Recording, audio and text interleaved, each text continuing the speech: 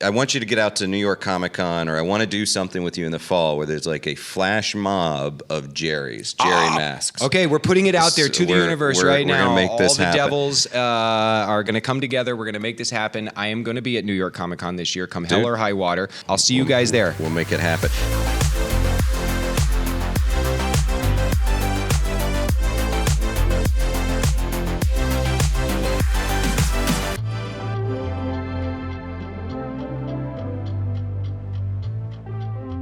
Hey, Den of Geek fans and Talking Strange fans. Aaron Sagers here at San Diego Comic-Con. I am joined by just a delightful human being, a person I'm so excited to be around. It's this guy. I know he's looking around. It's him, this human right here, David Dastmalchian from Count Crowley. And it's this boy's birthday weekend. Just yesterday, right? Yeah, it was my big birthday yesterday. I feel like a kid. I got to celebrate, and I'm still celebrating this whole weekend. So, hi, everybody. Hi, all my friends out there. Well, your creation, Count Crowley, kind of brought us together because I was so into this creation of yours. It's such a, well, I truly love it. So what is the state of Count Crowley right now? What's happening with Jerry? What are we looking at right now? So I've been down in the lab. I've been working on the slab. I've been piecing together all the body parts, and I am always in cahoots with Lucas Kettner, my collaborator. I am so excited about the direction of Count Crowley. What's been a great gift for me is that slowly the audience and sales of Count Crowley, it's never been this like big explosive hit. It's just steadily increased its viewership and its readership over the last 3, 4, 5 years now. And I'm incredibly grateful for that because it's the likelihood of then continuing to get to tell the story that I really want to tell and get to the places I need to get in the journey of Jerry's, discovery of what it means to be an appointed monster hunter is getting closer. So I have my own production company as well, Good Fiend Films. Yes. And I am able to, because Count Crowley is a character that I created, and I have I can kind of do what I want with her.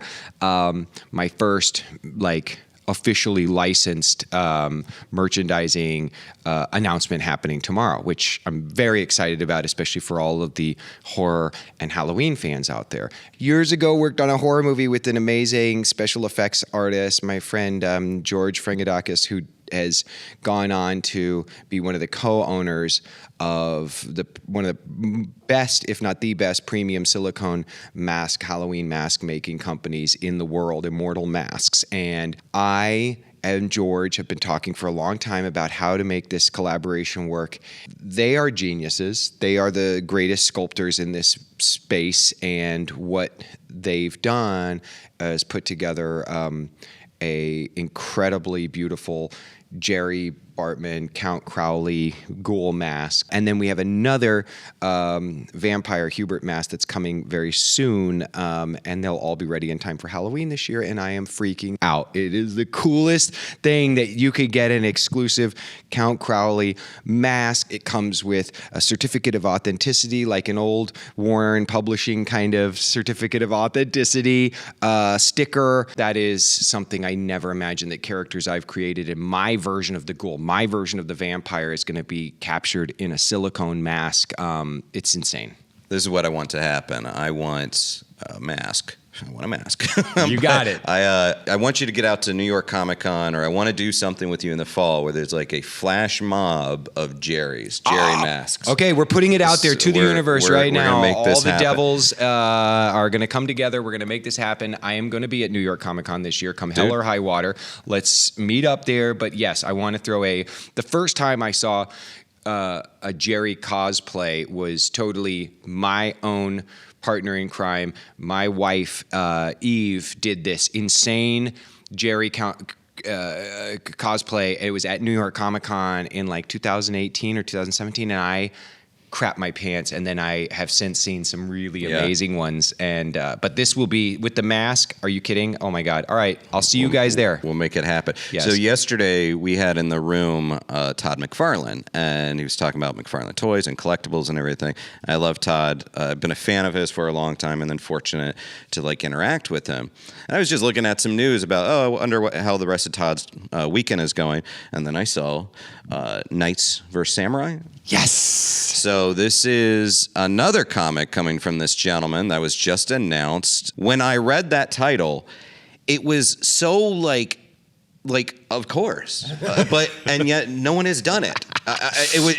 It spoke to not inner child, full child. Yeah. I'm like, of course. Yeah. The idea's been up here for so long. I mean, ever since I was a kid obsessed with D&D, as well as, Shogun and all of the fascination that I always had with Japanese culture. I studied Japanese when I was in high school, and Japanese history is something I'm kind of obsessed with. For years, I've been listening to Uncanny Japan, one of the best podcasts out there, which is all about the mythology and the lesser known, monsters and historical kind of fables of Japan.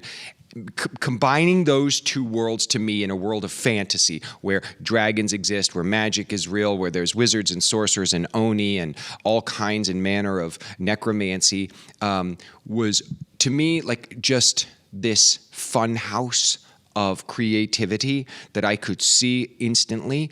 I mean, I can see katana meeting broadsword smashing and sparks flying, and I can see the way that armors would look against one another in battle. And in truth, the West and the East, although there was different intersections, but Japan and England, there wasn't a real recorded meeting until like the 17th century. So I set this in a true to history kind of timeline where maybe kings, queens, etc., emperors were historically accurate, but everything else I've been able to like manufacture and create my own reality.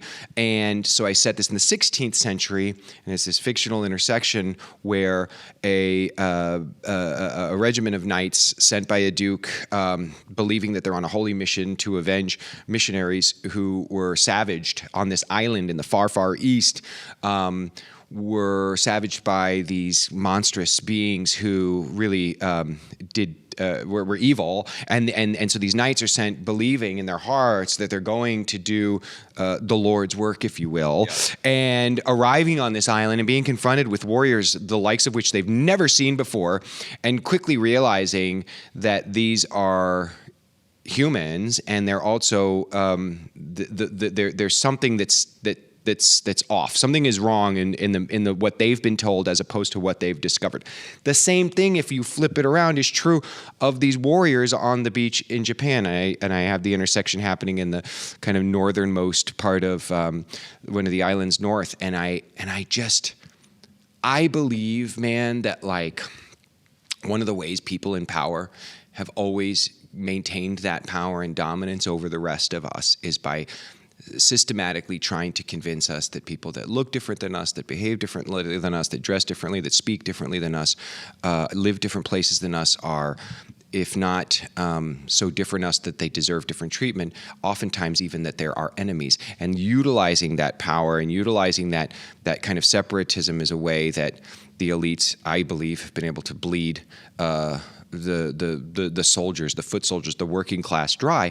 And so I wanted to have these stories, this story set in a time of, feudal England, feudal Japan, the warriors believing one another are their enemies, and then coming to discover that there's more to the story than they thought. And so watching knights and samurai battle each other to me is a dream come true. And I can't wait to see them standing side by side, facing off against some of the most mythic monsters you've ever encountered. Okay, so there is going to be sort of this fantasy and these other monstrous elements to it. It's a time of dragons, and there's few dragons left in the world. And they've also been convinced by the aristocracy that the dragons are evil. They're tantamount with the devil, okay? These giant beasts, these mythic creatures that some of them breathe fire and some of them other elements. But what's the truth here? Because these warriors have been sent in to slay these monsters, but the monsters have their own truth. And what was wonderful about getting to play with magic and all of my love of fantasy and the elements that I can bring to the story are that through some of the sorcerers, we're going to get to moments in the story where spells are able to break the barrier of language between humans and ultimately non-humans. So you're in battle with this thing, and then imagine you're suddenly able to communicate with it, and you're suddenly able to find out why it's defending maybe this part of a forest so adamantly and why it's so violent against humans. And maybe what you've been told, again, isn't always the truth. Well, and when you're talking about dragons, like the Western concept of dragons versus the Eastern idea of dragons, like a creature that's revered by some and feared by others, and even operates in water versus flying in the sky. We have sea dragons, we've got forests, we've got mountain dragons, but again, most of them are nearly extinct, and so that's an important part of my exploration of ideas revolving around ecology and sustainability, but really it's a story about identity and, again, power structure and how we have to learn how to communicate together. And again, all that stuff aside, it's knights, freaking samurai battling, maces versus, throwing stars. I bring in some ninjas from the South. It's going to be like, and my artist, Federico Mele, he's in Rome. Teresa Matsura, who is the host of Uncanny Japan, who I then reached out to as a fan and asked if she would help consult with me so that I make sure as an American writer that I'm not appropriating anything, improperly. She has just been so freaking awesome, man, giving me so many wonderful pointers and guidelines. And we're going to have the Japanese character speaking, and it'll be written with my letterer in kanji, which I think is going to be really cool. I want to just say that when I heard about this, like the immediate image that flashed in my brain was I was just very excited about like the POV of the first meeting of these guys, of the knight seeing the regalia of a samurai looking like these creatures themselves, but then the flip side, the samurai seeing the very first glimpse of these knights and this armor that looks very alien, and just sort of that clash of their own mentalities as they're seeing these different things. So that's what popped in my brain. So I can't wait for you to see that moment. It is. I just have been looking at art constantly, and every time I get a new piece of art, I freak the F out, man. It's so cool. And that will be coming soon. So by winter, we'll be dropping issue 1. We'll be announcing soon exactly the release date, but also we're getting incredible variant covers. We're getting incredible interior art from Fede. And Todd supervising all of this and being my, shepherd into this has been such a gift, because he gets this. He just got it from the beginning. Before I wrap it up, I do want to ask, because you've covered a lot of ground, and we have like a lot of crossover with interests, even Japanese culture. And I know you worked on fishing boats in Alaska. True story. Yeah.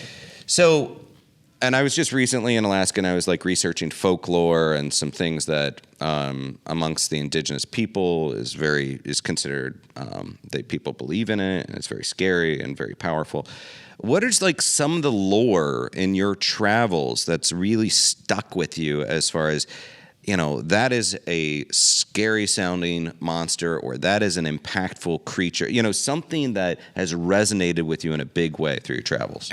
Since I was a kid, every road trip, every journey, and now as an adult, I get to travel the world and go to some of the coolest places, in my opinion. And so that is a thing for me. Yeah. Exactly what you're talking about, as the cryptozoologist that I aspire to be in my life, and as the person who loves to study folklore and is by no means an expert, but a student of this stuff. Wendigos, being in the Great Northwest, where I spent a great deal of time in the United States, and all of the, Bigfoot and Sasquatch mythology and, searches were always really fascinating to me. It was always those smaller town lore that if you were an outsider, might sound kind of like, huh? But anybody in that town, even the most pragmatic or most kind of non-believer type person, if you said something to them, the way that they would react over a certain thing. And the one example that comes to mind, I grew up in the Midwest, but going on road trips into the Ozarks in southern Missouri, there was this place in between, outside of Joplin, Missouri, and heading down to Quapaw, Oklahoma, that was called Spooklight Road. Oh yeah, I know it. So yes. It's been covered by Unsolved Mysteries. It's been covered by a couple of different TV shows over the years, and people have written about it. And it's been theorized, everything from gases being emitted from the way that the soil is interacting with whatever elementals in the night, Native and that American lights. Spirits, Yes. So there's something really chilling. Like if you go in certain parts of the country and you were to say Mothman, a lot of us, would go, oh, that's cool. Or some people go, oh, the moth, there's a moth, it's a man. There are people that in certain regions would just be like, there's no question. That is a real thing. My aunt saw that. My uncle saw that. So spook light to me was terrifying in a really beautiful, wonderful way, and also so captivating. But man, we could do let's do one of your shows about that, because all the places I've gone, I immediately go on to Atlas Obscura, and then I try and find that stuff. I know. I'm sorry, guys. I know you're watching at home and you're like, guys, don't.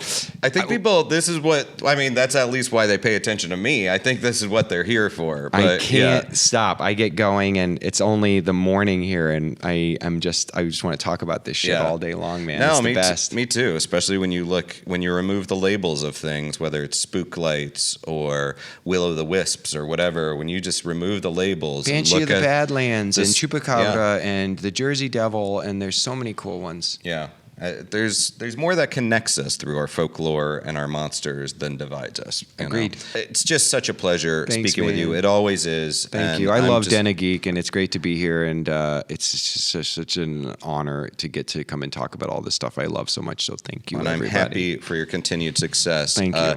David, happy birthday again. Thanks, buddy. Happy Comic-Con. Thank you. Thanks for joining us, and we'll see you in New York with the Jerry Flash Mob. That's right. Creep it real, folks.